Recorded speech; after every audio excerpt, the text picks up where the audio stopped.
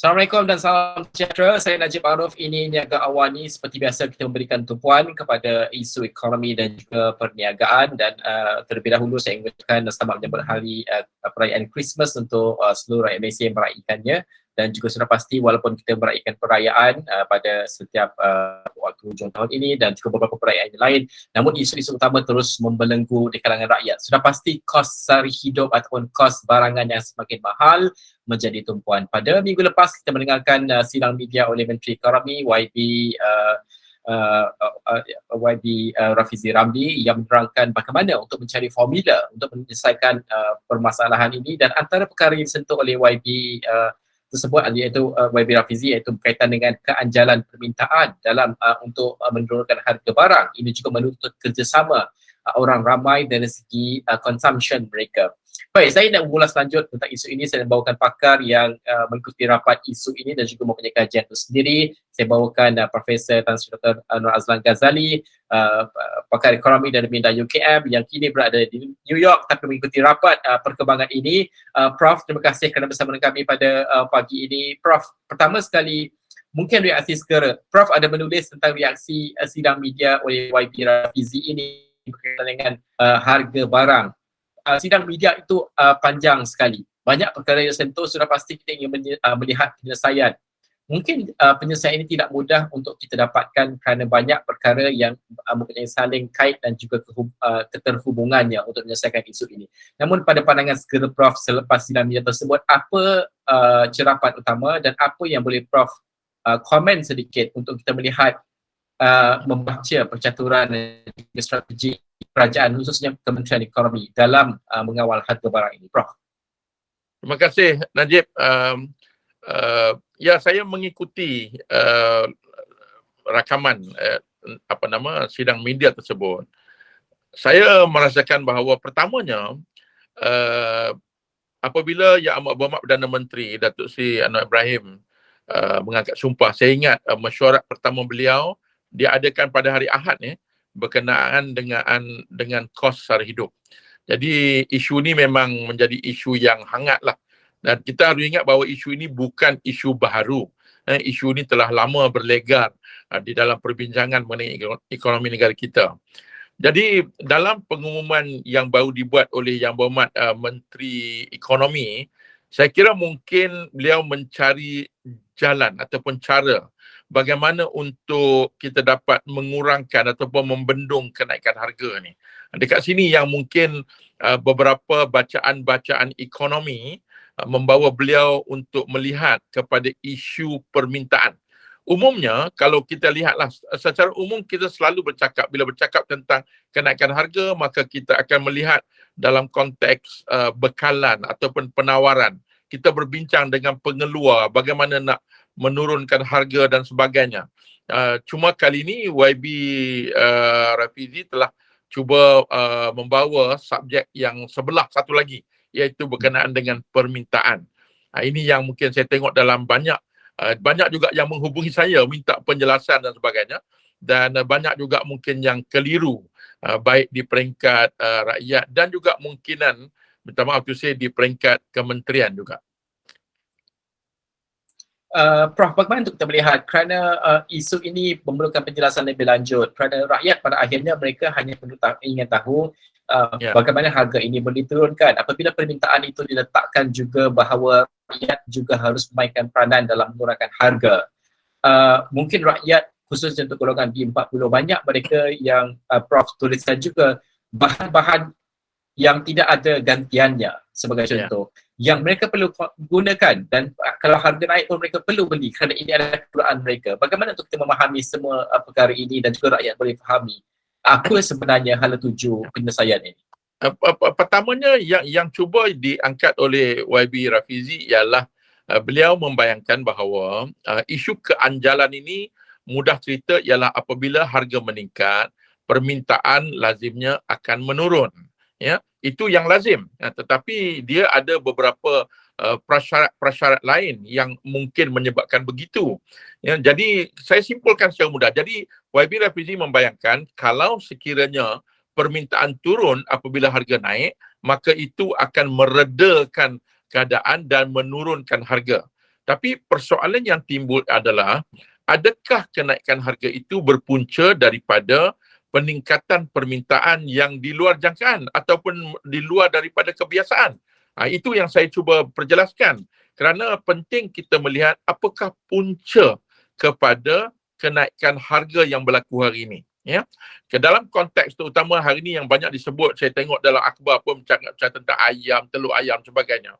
Ayam dan telur ayam ni, yalah, walaupun dia tak sama dengan beras, makanan ruji, tapi saya kira lah, saya bukan pakar dalam bidang pemakanan, tetapi kalau kita lihat sekeliling kita, kehidupan kita seharian di Malaysia, telur dan juga ayam ini merupakan satu menu yang penting lah dalam konteks kita untuk makanan kita. Saya ingat semasa krisis pandemik dahulu, semasa itu saya berada di Majlis Tindakan Ekonomi, antara item yang paling tinggi permintaan pada ketika krisis ialah telur ayam.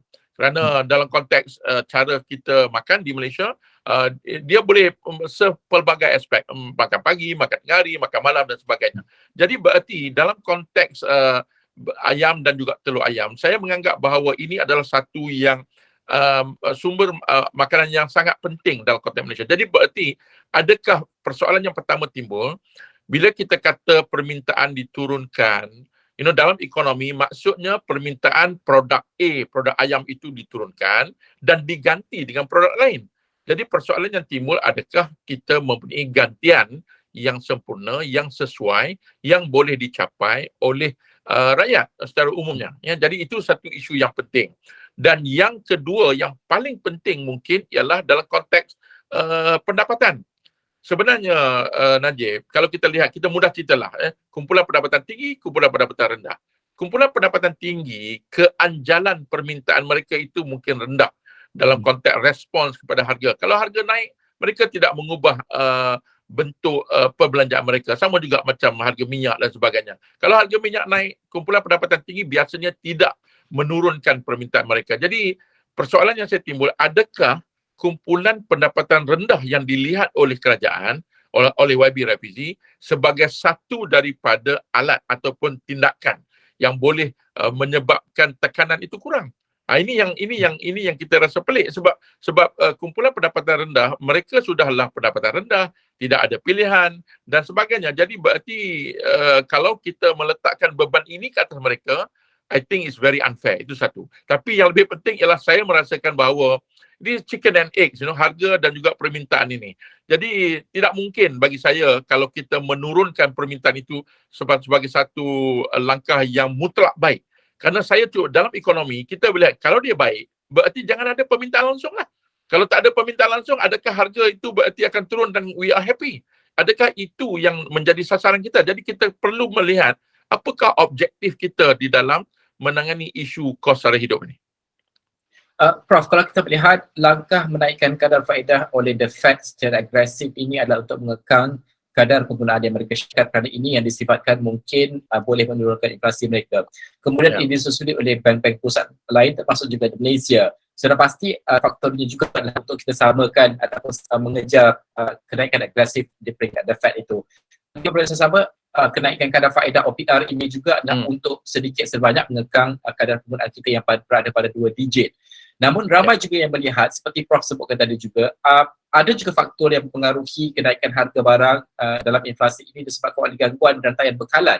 Bukannya permintaan yang berlaku. Permintaan ini berlaku meningkat disebabkan pasca pandemik. Bagaimana untuk kita melihat korelasi kedua perkara ini dengan dasar yang kita laksanakan? Adakah tepat pada menyelesaikan masalah di peringkat rantaian bekalan? Najib, ekonomi ini minta maaf dia agak kompleks sebenarnya. Di Amerika Syarikat, mereka meningkatkan kadar faedah mereka untuk mengekang ataupun meredakan permintaan kerana mereka berhadapan dengan inflasi yang sangat tinggi, 8% mencecah begitu. Jadi itu adalah langkah lazim sebuah negara.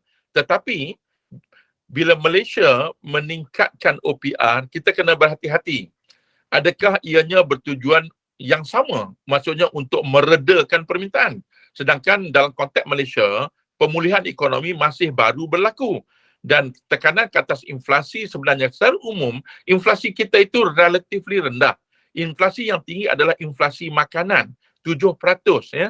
Jadi berarti saya tidak nampak bahawa kenaikan OPR di Malaysia itu sebagai khusus bertujuan untuk meredakan permintaan. I don't think it's right.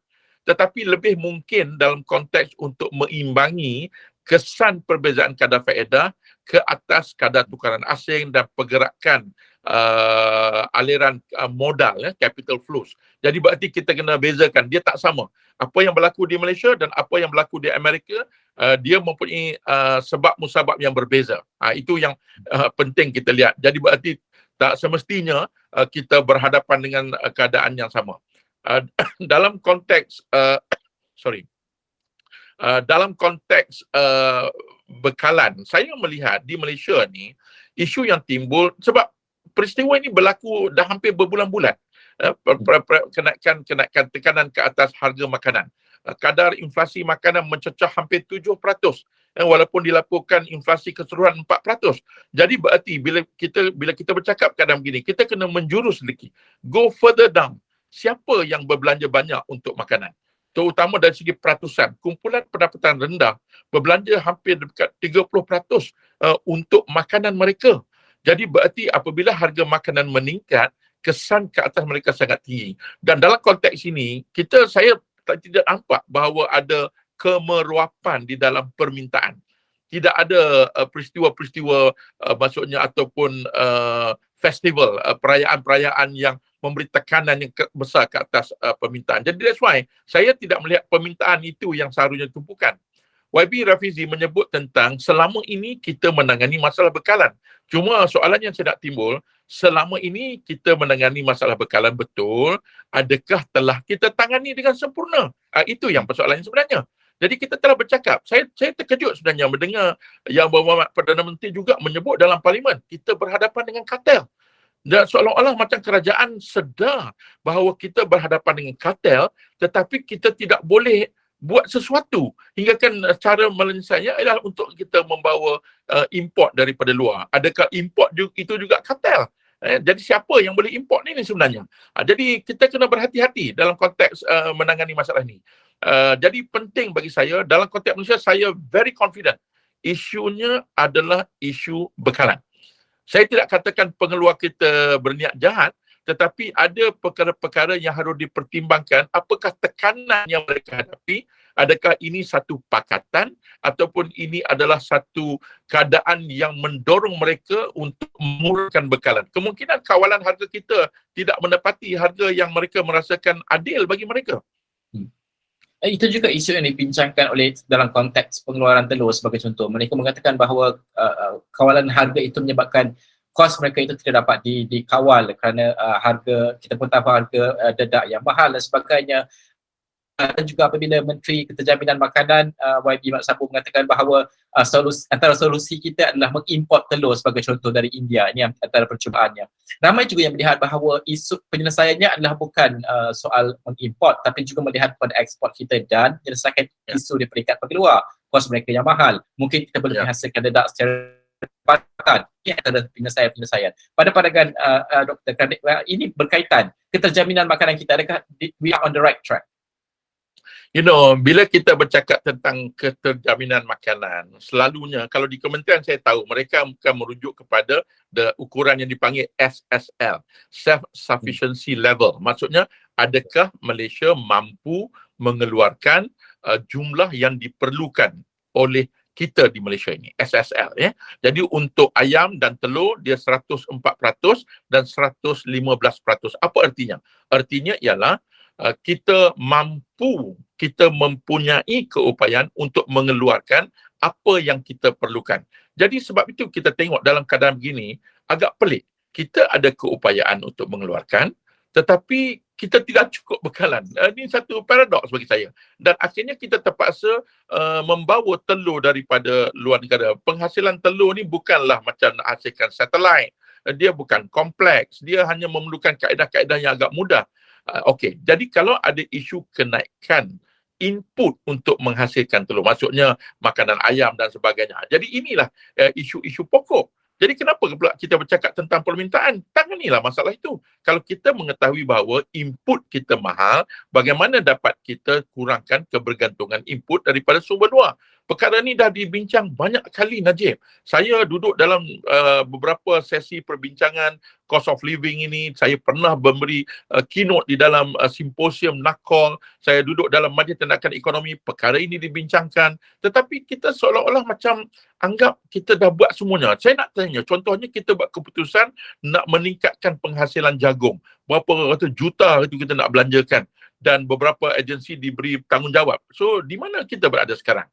Kalau isu jagung ni, Najib, saya ingat saya tahun 2012-2014, kita dah bincangkan.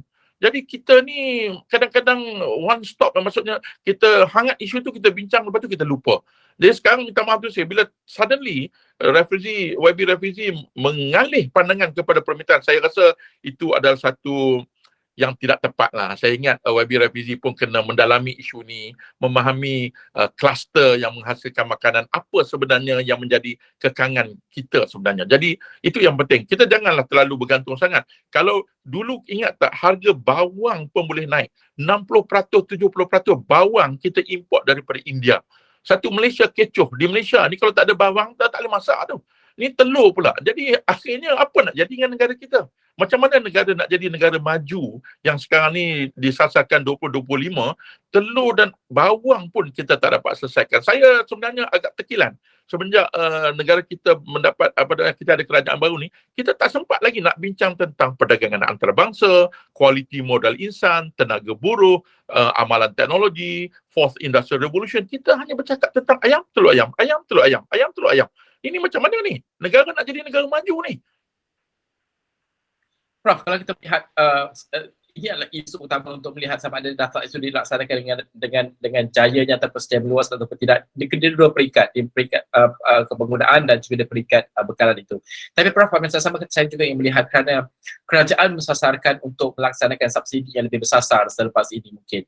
Sebagainya. Bagaimana ini juga akan menyumbang kepada kedudukan inflasi dan juga harga barang kita, kerana kita tahu inflasi kita yang rendah adalah disumbang banyak disebabkan oleh kita ada subsidi yang besar, 80 bilion lebih kita belanjakan. Bagaimana pada pandangan Prof ini akan memberikan kesan kepada inflasi bergerak ke harapan dan bagaimana ini harus difahami oleh orang ramai? Subsidi bersasar adalah satu keputusan yang baik dan kita telah sebenarnya sekian lama, saya ingat dah hampir paling tidak rasa saya sejak 2009 lagi kita bercakap tentang untuk mengubah konsep subsidi kita kepada subsidi bersasar. Saya dah berulang kali katakan, kalau sekiranya kita terpaksa belanja 80 bilion untuk subsidi tahun lepas, itu adalah satu keputusan yang sangat salah. Rakyat pun bertanggungjawab untuk memahami perkara ini kerana kadang-kadang dah lama sangat dengan subsidi ini, rakyat dah mula merasakan bahawa ini hak mereka. Bagi saya, kita perlu mencari jalan. Kita sasarkan subsidi, maksudnya kumpulan yang layak dan patut dibantu, mereka dibantu. Dan dalam masa yang sama, jumlah subsidi yang ditanggung oleh kerajaan dapat dikurangkan. Jadi dia ada win-win kepada kerajaan dan juga kepada rakyat. Ya, bagi saya lah, kalau kita terus dengan cara yang dianggap blanket, semua orang dapat subsidi, saya rasa dalam 2-3 tahun kita akan berhadapan dengan kedudukan fiskal yang lebih runcing. Jadi juga sekali lagi, subsidi bersasar ini pun telah dikemukakan modelnya, dan persoalan yang timbul adalah are we going to do it? Ada tak political will untuk kita melaksanakan subsidi bersasar ini? Dengan subsidi bersasar, saya ingat sebenarnya konteks yang lebih baik kita keluar daripada perkataan subsidi itu, iaitu satu sistem jaringan keselamatan sosial yang menyeluruh. Bukan saja isu subsidi, termasuk juga isu pendidikan, isu capacity, maksudnya keupayaan dan sebagainya. Jadi kita bangunkan, sebab di Malaysia kita tidak ada sebenarnya. Kita tidak ada jaringan keselamatan sosial yang dianggap satu sistem.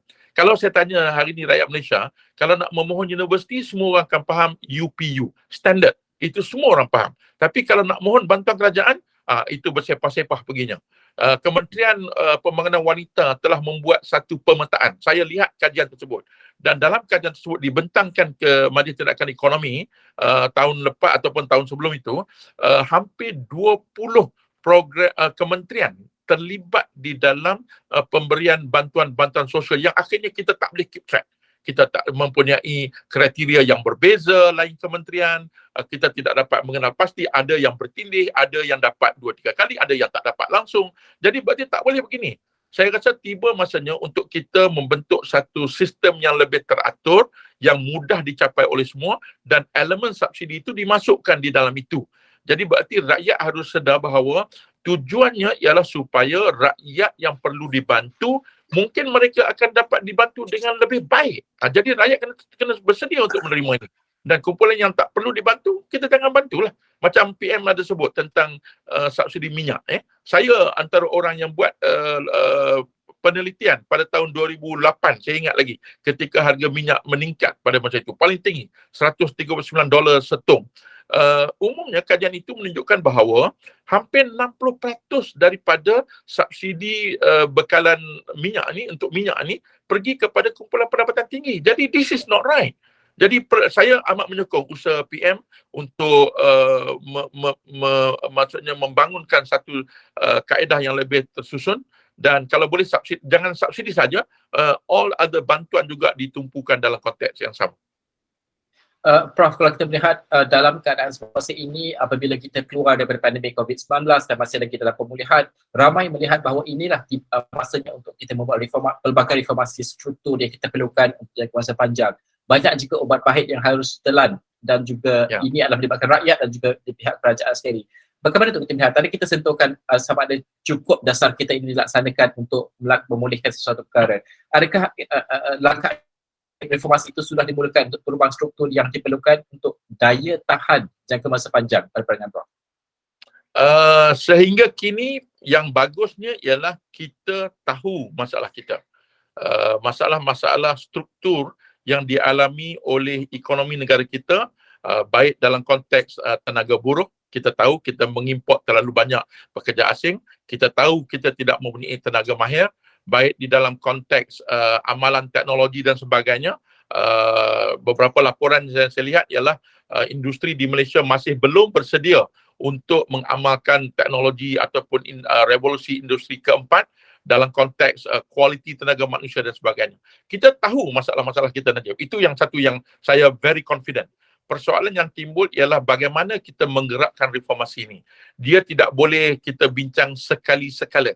Sebab itu saya mencadangkan untuk kerajaan mesti ada a dedicated team. Di banyak negara-negara yang saya lihat yang berjaya melaksanakan transformasi, reformasi, whatever you want to call it lah, mereka mempunyai dedicated team yang mempunyai mandat untuk melaksanakan dan juga untuk bekerjasama dengan semua agensi dan kementerian-kementerian yang terlibat. Dan mereka akan merangka gerak kerja itu. Dia tak boleh berdasarkan mesyuarat saja, Najib. Contohnya kalau dalam NACOL ni, di mana dedicated team itu? Yang saya tahu, minta maaf tu saya, bila kata urustia, lazimnya di Malaysia, bila urustia, itu adalah kementerian yang bertanggungjawab. Dan mereka hanya urus setia mesyuarat. Mereka bukan semuanya pakar dalam bidang tersebut. Dan mereka mungkin menghadapi masalah untuk merentasi kementerian. Jadi sebaiknya, sebab saya dapat baca harapan dan kecenderungan Yang Amat Berhormat Perdana Menteri. Kalau itulah hasratnya, saya amat menyokong. Cuma mesti ada dedicated team di bawah Yang Amat Berhormat Perdana Menteri untuk menggerakkan agenda-agenda reformasi ini. Kita ada pelbagai laporan. Saya adalah ahli dulu dalam kuasa perancangan dan pembangunan negara, JPPN. Kita ada all the master plan. Kalau boleh tak payah buat study pun, kita just execute apa yang telah kita kenal pasti, dan pastikan ianya berjaya, progresnya dilaporkan, dan apa-apa halangan sekatan itu kita selesaikan. Ya, jadi berarti dia mesti berada di puncak. Gerakan ini mesti berada di puncak, dan insya-Allah kalau kita dapat menggerakkan begitu, saya yakin Malaysia boleh kembali membugarkan ekonomi kita. Hari ini kita risau. Kalau kita dengar Datuk Seri Johari Ghani semasa perbahasan beliau di dalam parlimen, jelas 10 minit itu dia mengangkat isu-isu yang kita hadapi sekarang ni. Kelembapan di dalam pertumbuhan, kemalaran dalam konteks pendapatan, ketidakupayaan kita untuk menyediakan pekerjaan yang berkualiti tinggi, dan daya saing kita yang semakin merudum. Jadi dan saya percaya inilah masanya, dan saya amat berharap, saya amat menyokong, dan kita semua yang terlibat harus bersedia menyokong Yang Amat Berhormat Perdana Menteri untuk menggerakkan reformasi. Kalau boleh, inilah masanya kita buat betul-betul. Kita jangan dan kita letakkan sasaran-sasaran yang ingin kita capai. Prof, kita juga faham bahawa penyelesaian ekonomi ini dalam konteks masa ini ia sangat berkait dengan kestabilan politik tersebut. Kita sudah ada kerajaan yang ada 2/3 campuran kerajaan perpaduan ini. Bagaimana untuk kita melihat iltizam politik itu? Kerana Prof juga menyebut tadi bahawa mungkin ada plan induk ataupun blueprint yang boleh kita laksanakan. Execution itu yang perlu diberikan tumpuan. Namun ada kalanya mereka melihat mungkin soal legasi sebagai contoh. Kerana penyelesaiannya mungkin sama, plan induk berbeza tapi plan penyelesaiannya sama saja. Bagaimana untuk kita melihat iltizam politik itu harus diberikan keutamaan untuk menyelesaikan isu berbanding dengan maksudnya ketepikanlah ego politik sebagai contoh kalau masih ada. Saya tak tengok lagi, tapi actually ada satu artikel yang saya tulis yang seharusnya keluar hari ini, hari Ahad ni, dalam berita harian berkenaan dengan keabsahan politik ni. Saya bukan pakar dalam bidang, saya bukan political science, tapi seperti Datuk Seri Johari menyebut, ada 3 perkara. Pertama, perlu ada kestabilan politik. Kalau tidak ada kestabilan politik, trust me, all investment will run away from Malaysia. Itu simple to understand. Sebab polisi berubah-ubah. Kita negara yang somehow macam kita terkejut tau. Masa PRU 14 dulu, kita buat perubahan-perubahan polisi secara mendadak.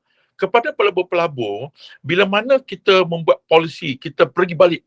Minta maaf kalau kita tengok ECRL dan HSR, ini apa cerita ni? Satu pembangunan infrastruktur yang sangat besar dan kepentingan dan nilainya, kita buat, kita batal, kita ubah, kita sambung, macam-macam jadi. Jadi akhirnya pelabur-pelabur pun confused.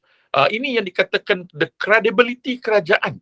Keputusan kerajaan itu, adakah credibility-nya tinggi? Kalau itu tergugat, berarti musnah dalam konteks pelaburan.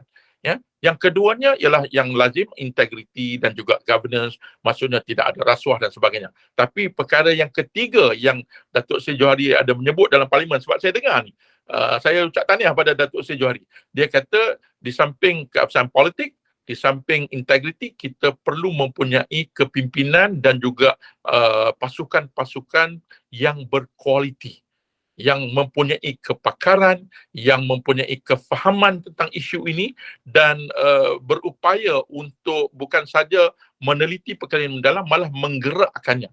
Jadi ini penting, kita perlu penggerak kepada reformasi ini yang boleh menggabungkan dua pihak, di pihak kerajaan Putrajaya dan juga di pihak industri. We need this kind of team lah untuk menggerakkan ini. Hari ini kita tak tahu.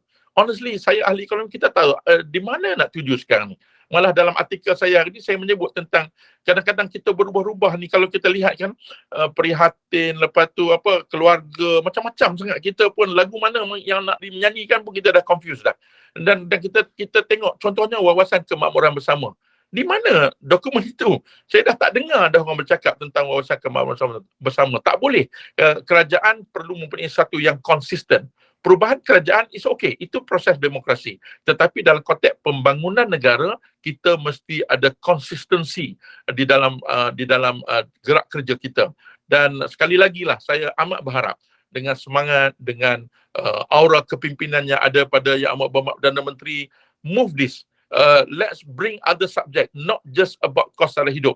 Ingat, kita ada masalah tenaga kerja. Kita, YB Rafizi ada menyebut dalam parlimen, mengatakan bahawa pulangan ataupun agihan kepada pekerja itu sangat rendah di Malaysia. Hanya 38%.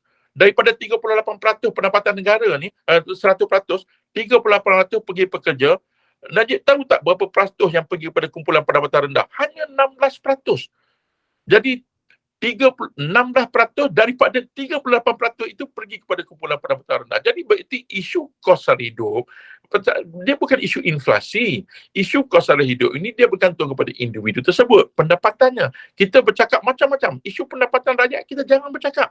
Jadi mungkin tengok pendapatan kumpulan pendapatan rendah. Adakah ia malar, di mana mereka bekerja, apakah gaji mereka dan sektor mana yang mereka bekerja dan sebagainya. Jadi kita haraplah supaya perkara-perkara ini dapat digerakkan di dalam satu gagasan reformasi ekonomi oleh Yang Amat Berhormat Perdana Menteri. Prof dulu pernah menganggoti juga ataupun terlibat dalam soal ini soal gaji. Saya nak bawakan diskusi ini kerana ini sangat penting sekali. Ramai melihat bahawa kita terlampau tertumpu pada soal gaji minimum. Sudah perlu ketepikan kerana apabila kita bersebut soal gaji minimum ini, majikan-majikan di pihak swasta akan menjadikan satu benchmark kepada mereka untuk meletakkan tahap dan juga tangga gaji tersebut. Malah ada juga majikan mengatakan bahawa ikut gaji perlulah ikut kepada produktiviti, sedangkan kalau ikutkan produktiviti mungkin gaji minimum itu lebih tinggi daripada berada pada sekarang, sebagai contoh. Adakah sudah tiba masanya dan bagaimana caranya untuk melihat kepada gaji bermaruah, living wage sebagai indikator utama berbanding gaji minimum, Prof? Ada dua, bagi saya pertama isu kadang-kadang ini tafsiran ekonomi ya. Dia betul dari segi perekonomian tetapi tidak membawa makna dalam kualiti kehidupan. Contohnya bagi saya tiba masanya untuk kita mengubah daripada berbincang tentang B40, M40, P20 ataupun kita bincangkan tentang minimum wage. Kalau bercakap tentang minimum wage, semua pergi ke minimum lah.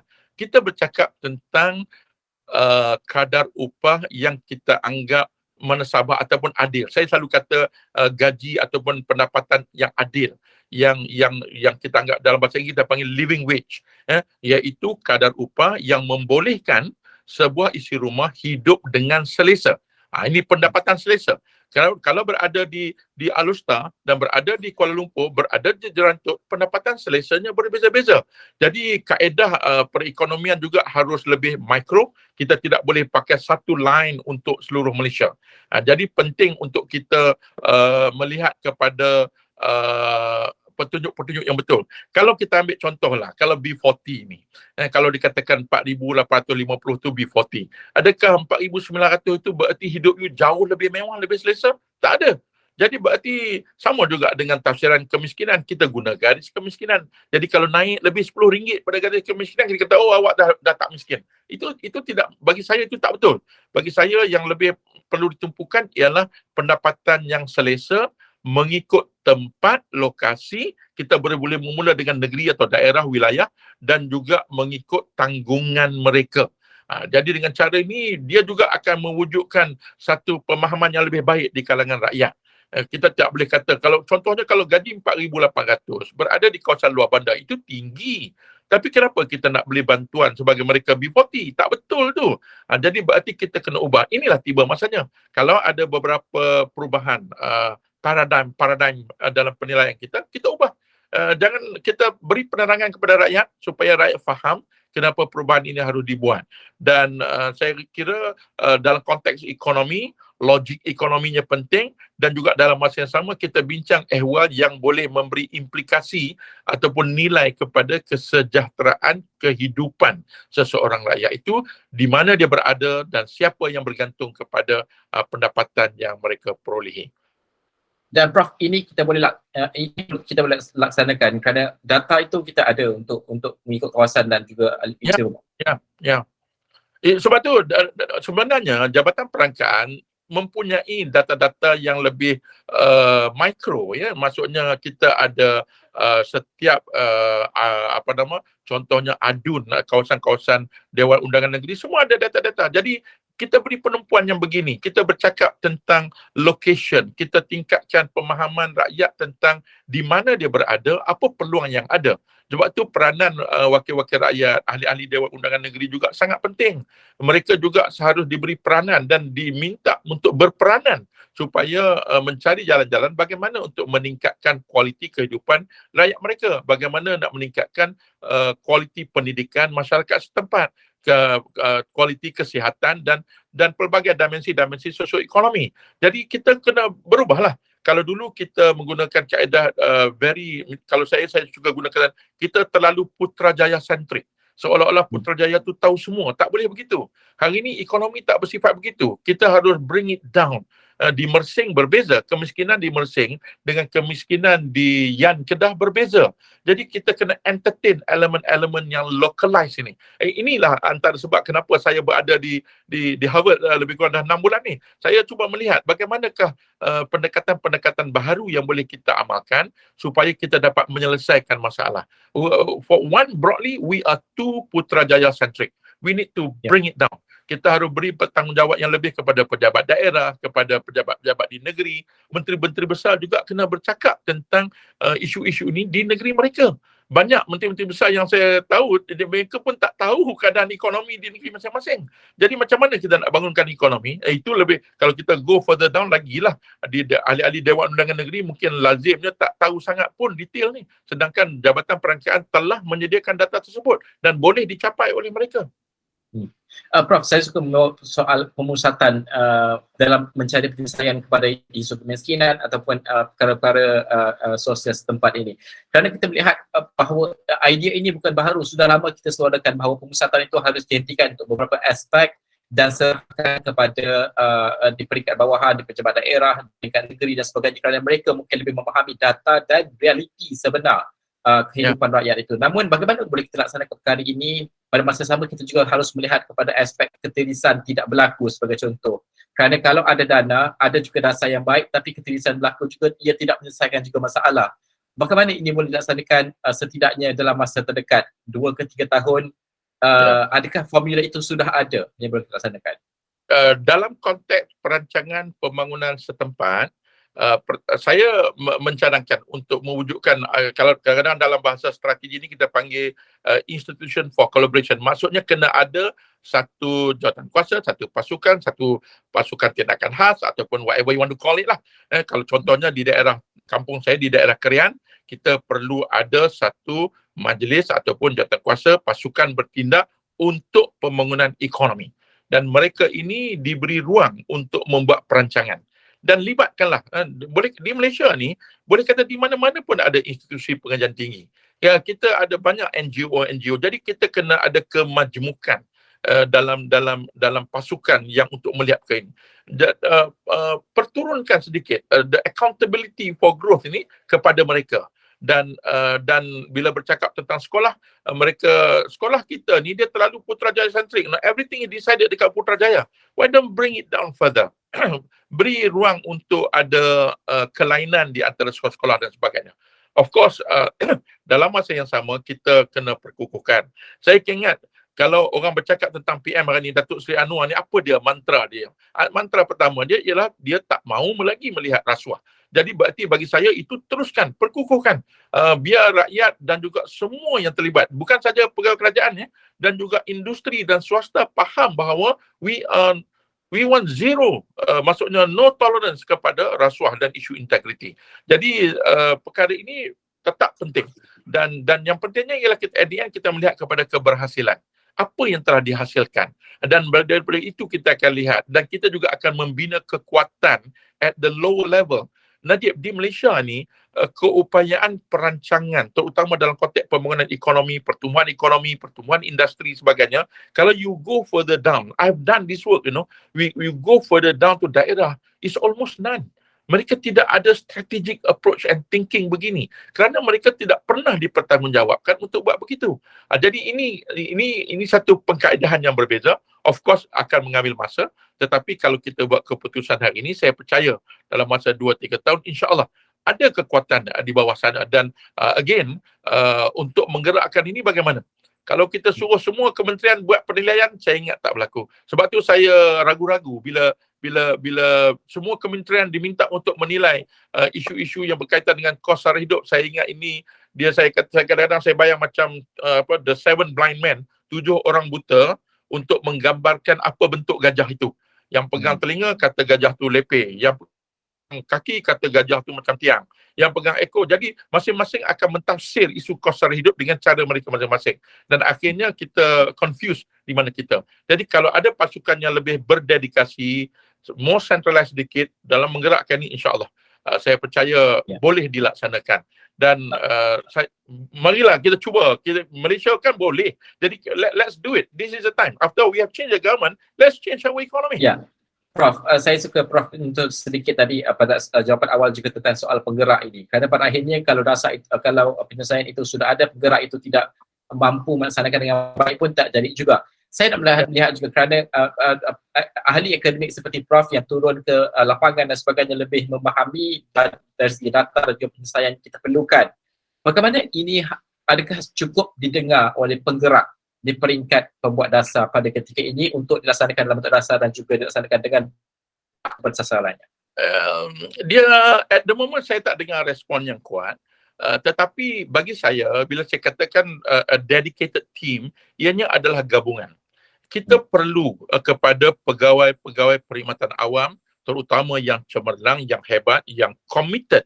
Dan don't underestimate, some of them are very good. So many of them yang mempunyai pendidikan tinggi dan pengalaman yang hebat. So we need to bring them in. Kita juga mempunyai the academia yang please bring the right academia lah, bukan academia yang biasa-biasa. Bring academia yang mampu untuk memberi kedalaman, bukan nak berbincang, bukan nak buat thesis tau, tetapi untuk menyelesaikan masalah. Kita bring in people also from the industries, from the corporate sectors yang selalu kita bercakap mereka are better in term of executing dan sebagainya. So we need a team like this. Tetapi pasukan ini seharusnya dia mesti mempunyai keserasian dengan kedua-dua pihak.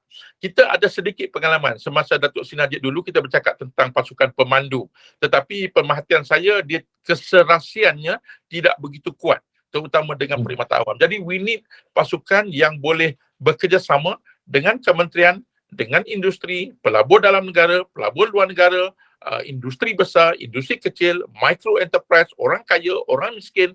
They must be a team of this nature yang perlu yang diberi mandat dan diberi keupayaan. Bukan berarti mereka overrule the government, tidak. Tetap kabinet dan kerajaan PM bertanggungjawab. Tetapi penggerak ini yang penting. Because kalau kita tengok contoh kos sara hidup, saya ingat mesyuarat hari itu yang pertama PM kata dalam masa 2 minggu. Sebenarnya sampai sekarang tak ada apa-apa tindakan lagi. Kita pun terkejut hari itu masa PM nak buat PC, kita semua mengharap menjangkakan ada beberapa tindakan-tindakan khusus. Tiba-tiba dengan isu tarif elektrik, sehingga kini dah agak saya rasa sebulan dah. Jadi ini baru cerita ayam dan telur. How about tentang cerita membawa pelaburan asing? How about tentang renewable energy, tenaga terbaru? How about tentang iklim? How about tentang pembangunan wilayah? All the corridors, apa jadi dengan Kelantan, apa jadi dengan negeri-negeri lain. Jadi banyak lagi sebenarnya isu-isu yang perlu ditangani. Kalau kita ada kerangka, setiap satu tindakan ini kena ada kerangka yang jelas. Kerangka ini difaham oleh semua orang. Jadi kalau boleh kita buat begini dan gerak bersama, buat pelaporan, buat pemantauan, buat penilaian. InsyaAllah, saya very confident by 2025, kalau kita start today, we will be able to do it, insyaAllah. Kita akan, myself and so on will come forward and to support the government for this one. Okay.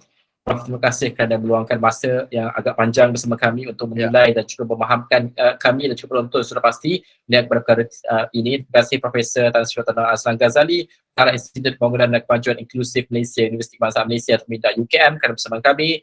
Dan sudah pasti kita menantikan juga penyelesaian dan juga harapan dan juga solusi yang akan diumumkan dengan secara lebih terperinci oleh pihak kerajaan. Baik, kita akan berhenti seketika, kita akan kembali lepas ini dengan temu bual yang lain selepas ini.